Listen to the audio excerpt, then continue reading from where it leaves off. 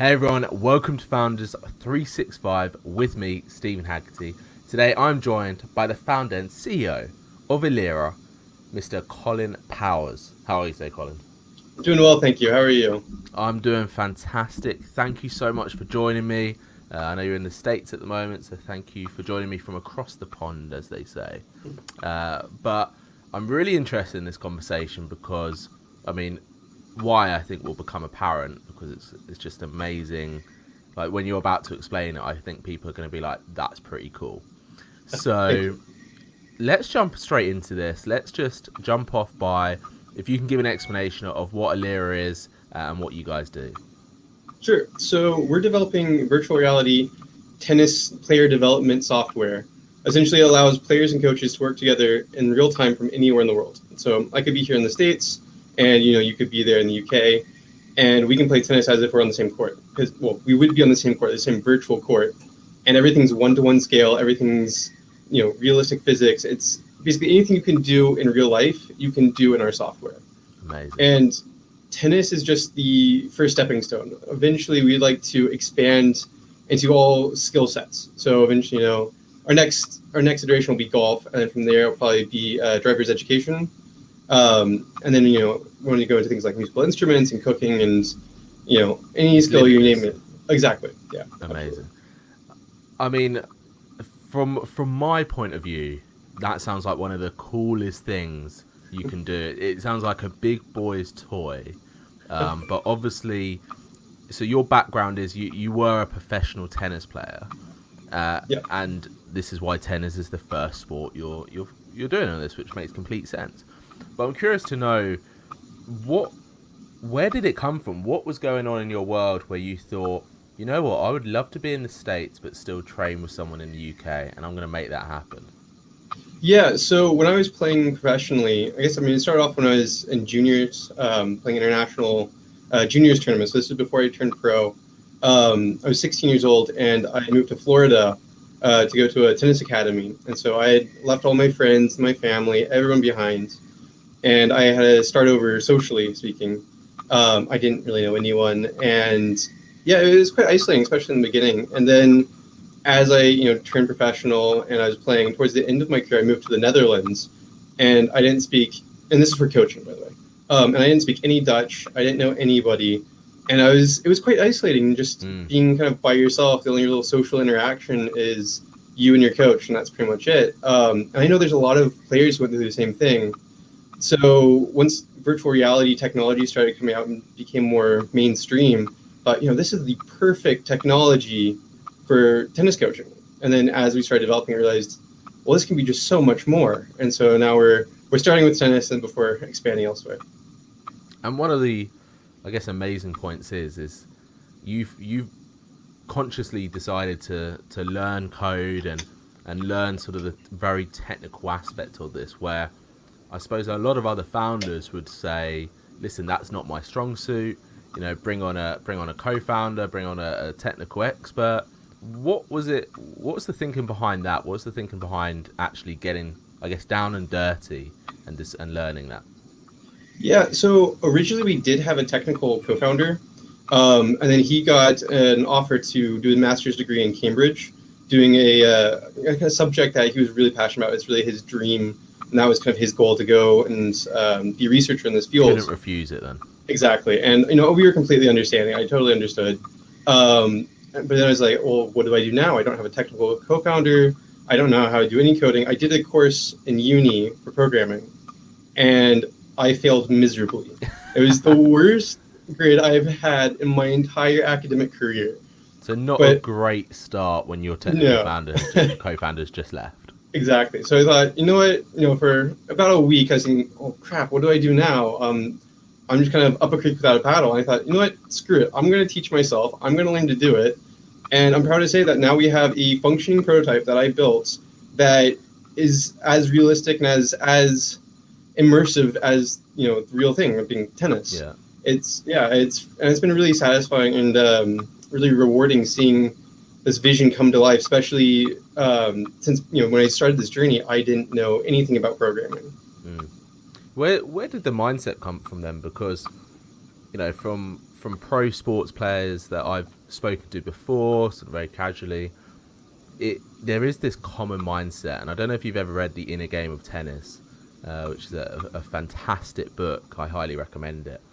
But it just really outlines like the mindset of a pro tennis player. For you, where did that come from? Where has this?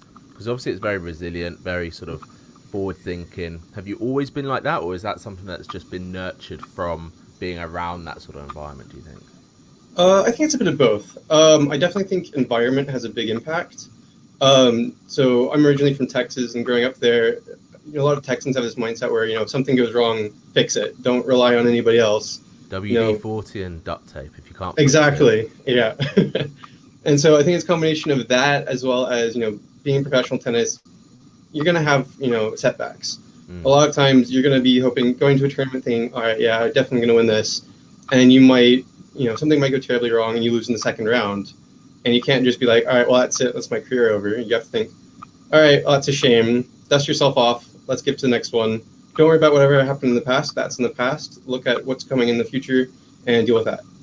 Amazing. And how do you think you've transferred those skills? Because the mindset of a pro tennis player with those setbacks is so similar to the mindset of an entrepreneur where, there's countless, coding from scratch yourself, countless setbacks, I'm sure, when things didn't quite go to plan.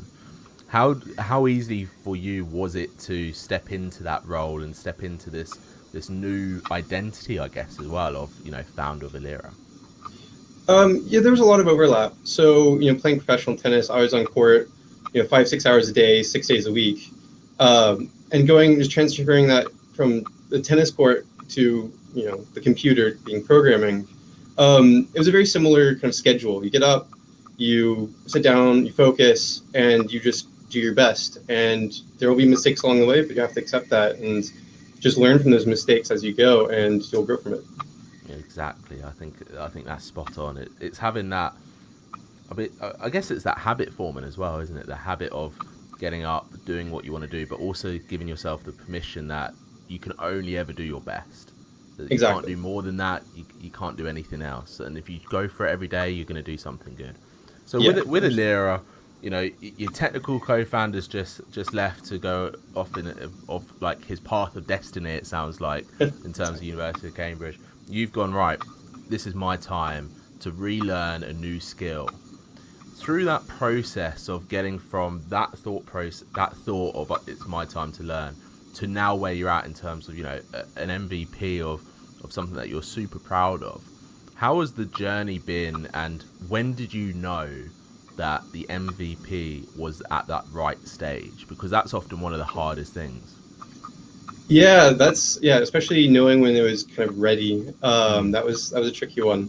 I've been kind of working. I've been working on the MVP for quite a while at this point. It was just, I don't know. It's one of those things that just kind of it switched when I put on the headset and I started going through. I'm like, you know what? We're getting close. If we just finish these couple of features, we'll have the MVP done.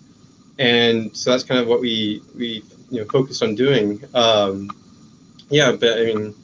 just going from having zero experience to where I am now has been, really rewarding. This is probably you probably have to relook at that journey more times than you think as well. And I guess you've got advice from other tennis pros and industry experts. What has the feedback been? Because like you said, there's no one that has done this really in the past. This is a new form of coaching, a new form of training. I guess a lot of what you have to go through in the next phase of the growth is really educating people on the benefits and how this will work. So the feedback that you've got so far, what's that been like? Yeah, absolutely. Because it's a new technology, I say a lot of people, some people don't get it. And just flat out don't get it. Most of those people are not in the tennis world, so I'm quite fortunate about that. But the people who do get it think it's the best thing ever. Everyone who's tried it, everyone who's understands kind of virtual reality technology, they think this is the future of sports. We've been working with some pretty high industry experts in the tennis world, and they think we are by far going to be the future of tennis. Everything with sports will be coming through us. And when I was doing, like I mentioned, I was in uni, and I did my undergraduate dissertation on virtual reality skills acquisition with a focus on tennis. And the results showed that players who train in virtual reality due to gamification, more flexibility, being able to be on the court more often, as well as improved reflexes, they can have an advantage over non-VR players by up to 30%. Wow. And yeah, and tennis is a sport where the difference between winning and losing is winning 0.5% more points. Jeez. Yeah, so if you have a 30%, the stats speak for itself then in that sense. Yeah. What were some of the unknown challenges that cropped up? Other than learning code and going through that process, what was some of the unknown challenges outside of that? I would say it'd be kind of just getting the business model correct. For a while, we were thinking, all right, let's go B2C, and we tried that route for a bit, and we were thinking about it. I realized there'd be a lot of challenge in trying to differentiate our product from being a training tool versus a video game. A lot of people who weren't familiar with virtual reality thought, oh, well, is this like, Wii Sports? No, it's nothing like that. You're effectively on a tennis court in your living room.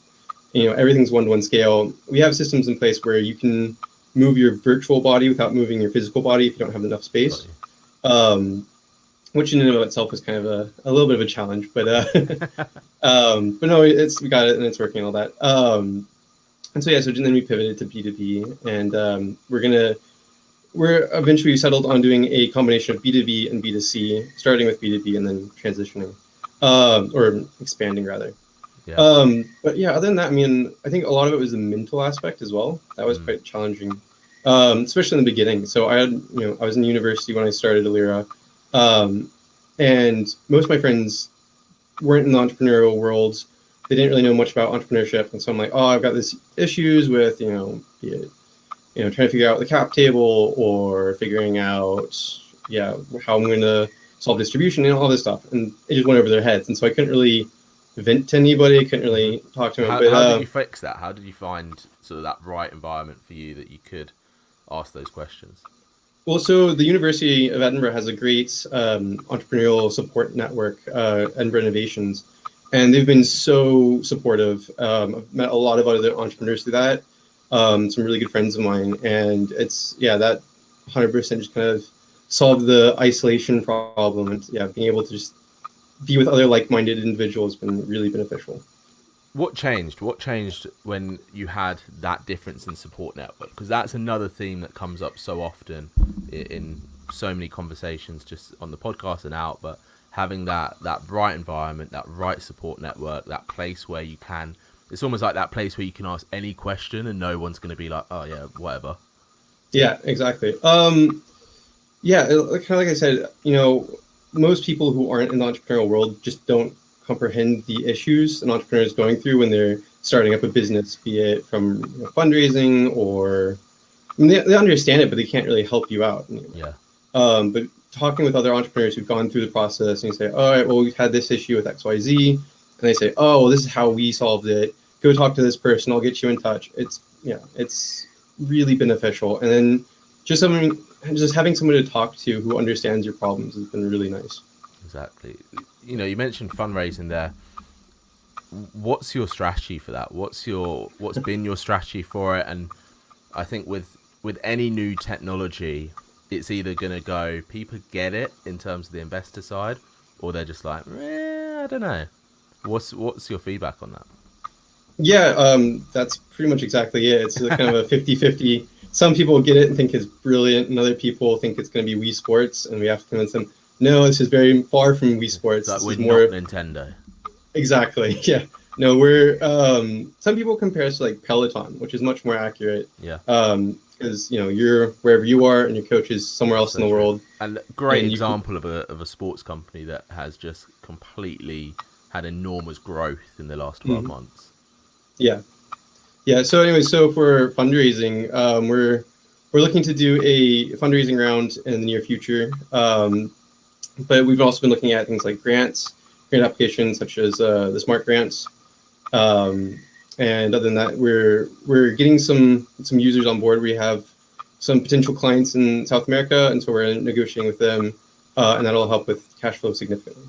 For sure. And then I guess that you kind of answered it when you explained what Ellyra is, but where do you want this to go? You mentioned that you want it to be the go-to VR coaching platform for all sport. But what's that journey to get there? What does that look like? Because obviously it's not going to happen overnight. Where in your growth plan does it fit in? Yeah, for sure. So, yeah, by no means is this going to be overnight. I mean, it would be amazing if it was. Can you imagine Oh you wake yeah, up and Ellyra is just the number one coaching VR platform? oh yeah, I'd be thrilled. But Although I would also be thinking, okay, how did I get there? yeah, for sure. Can I repeat this? Yeah, can I repeat? No, so I think just taking it one step at a time, to be honest. Tennis is what I know, and that's where I have my connections. So we're going to start there, and then from there we have some connections in the golf worlds. There's a lot of overlap between golf and tennis in terms of the community. So golf is definitely the next logical step. And from there, we want to also expand into non-sport. And so we were thinking driver's education, primarily because we saw in doing the same research for VR tennis that student drivers also have a performance increase of up to 30%. And so we think, if this works for tennis, for driving, for even things like medical procedures, like surgery, we've seen surgeons. In fact, I read one study that said that surgeons who trained in VR performed up to 38% better than those who didn't. Wow, Which is, it's unfathomable. Yeah, Yeah. it's well. I mean, you mentioned driving there. I know Formula One have used sort of VR and as a much real world scenario as possible to train their drivers, and if it's working for Hamilton, it will work for sort of other drivers as well. What is the struggle though? Because I think with any, like we said, with any new technology, that education side, how do you anticipate to get this to the masses? How do you anticipate to sort of make this the norm, make this one of the options that is automatically on top of people's heads? Yeah. Well, so that's why we decided to go for a B2B model. We believe that it's easier to convince clubs and organizations to buy headsets than individuals. Yeah. And then we want to make this as accessible to everyone as possible. So one of our goals is to partner with various virtual reality arcades and gyms, and so they'd have the headsets there. We're using a freemium model, so to get started with our software, you don't need to pay a dime, and you can go to any of these clubs or arcades, put on the headset, use our software. All you pay is the entrance fee to the gym or the arcade or whatever, and you're being able to train with coaches from around the world. And have world-class training at the tips of your fingers. I mean, immediately it makes me want to go to the gym a lot more, which is a great plus. In terms of the coaches, then, what's in it for them? What's in it for them to be on the platform? What's in it for them to sort of help you grow this? Yeah, so for a lot of coaches, especially in smaller clubs, they're kind of limited to the members. So if you are in a small town somewhere, but you're a great coach, you can only grow your business so big before you have to move to Florida or California or Spain or somewhere like that. And I guess that's where like everyone moves to as well. So then you're battling exactly a much busier market. Absolutely. And when they come on board, how did it feel, or how does it feel for you when like you were testing it and you got the coach's feedback going, hey, this is something cool, knowing that obviously you did it yourself? Yeah. No, it's been, that's one of those things. It's really hard to put into words. It's such a great feeling. We did a focus group a little while back, and we had some players testing it out. And one of the players said to me, he said, "Oh, it's really cool how you get the impact of the ball, how you can feel the racket hitting the ball." Wow. That doesn't exist, though. It's so immersive that your brain fills in the gaps. So he's expecting the impact, and so his brain almost imagines an impact. It's so incredible. That also, that must be great for sort of rehabilitation and overcoming injuries. There's so many uses for this technology, which I'm sure you're probably only scratching the surface of as well, which is super exciting. I'm curious to know, which is something I've asked quite a lot of guests recently, but it's always a great answer. But like, who inspires you? Who inspires you to do this? Who inspires you to get up every day and make sort of this Ellyra a global domination in the coaching world? Yeah, ooh, that's a tricky one. Part of it would be my aunt. My aunt is she's a CEO of a biotech company, and seeing them go and having to, fight through regulation and kind of changing, the cancer treatment. It's been really inspiring. As for more mainstream sources, people like, Elon Musk and stuff has really been inspirational to me. And on the tennis side, I'd say Roger Federer being able, winning, I think it's like 20 Grand Slams. It's incredible. So, yeah. And out of those people, why do they inspire you? Like, what is it in their traits that you think that's what I want? That's what I'm edging for. Yeah. Well, so for my aunt, for example, it's the tenacity. She's had so many pitfalls that we think, all right, well, that's got to be it. There's no way they're recovering from that. And they do, and it's fine. And they move on. And it's been so inspiring seeing how, resilient she's been to all this adversity. Now that things are starting to turn around for them, it's been really rewarding seeing how she's gone from, fighting all of this and then people, being rather negative to all this overwhelmingly positive commentary on, social media and, forums and all that stuff. Does she offer you advice? She does, yeah. What's the obviously I now have to ask, what is the best bit of advice she's ever offered you? Oh, that's a tough one. Because all of her advice is fantastic, obviously. Exactly. Yes, absolutely. I would say it's probably, don't get too hung up on like what you're currently doing. I know a lot of people, especially when they're going into the job market, think, all right, well, what do I want to do for the rest of my life? This is it. And it's not that way at all. Just, you start off with one chapter, and that chapter will come to an end whenever it comes to an end. And that's normal, and that's good. You can have 8, 10, 12 chapters in your life, and just because you're not in one chapter for your entire life doesn't mean it's a bad thing. No, I think that's fantastic advice, because there is that overwhelming amount of pressure on people to see things through or find some sort of end to things, and actually, like you said, often it's just a natural end, or if it ends before you think it is, again, that's okay. It's exactly. It comes back to that whole, giving yourself that permission to do it. Collin, listen, I would love to have a go on this, so we're gonna have to sort that out. Absolutely. But until that day, until I'm in that VR world playing tennis awfully, by the way, I'm like not great at playing tennis. I suppose that's why I get a virtual coach, right? But how can people sort of follow the journey? How can people get involved? And what help do you specifically need from businesses or customers? So to find out more, we have our website at Ellyra.com, as well as our social media, LinkedIn, Facebook, Instagram. They're all a bit quiet right now, but that's by design. So, just so keep an eye on that. Yes. But other than that, if anybody, especially any gyms or arcades or anyone is interested, I'd love to get in touch. We're doing a beta test. We're aiming for mid to late November, specifically more a bit of a larger scale than like the various focus groups we've done. So if anyone's interested in starting with that, then I'd be more than happy to have a chat. I'll forward your contact details on some gym owners I know. Excellent. But Collin, listen, thank you so much for coming on. I wish you all the best with Ellyra. I have no doubt that you guys are going to be making some huge waves. And I really do look forward to just seeing your growth and seeing what you guys achieve. Thank you. Thanks everyone else for listening and watching. This has been Founders 365.